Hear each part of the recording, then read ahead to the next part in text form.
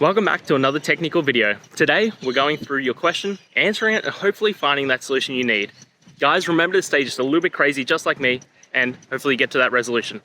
Now, let's get on to the video.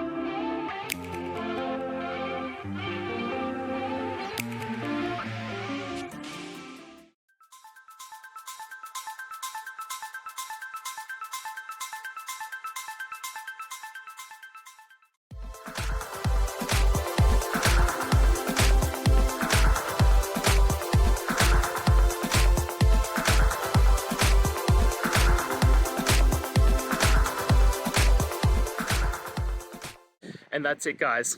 I hope we've gone through the question and found that solution you're looking for. And look, if we did, please hit subscribe. I'd really appreciate it. And until the next time you need technical help, I hope you have a good one. Cheers.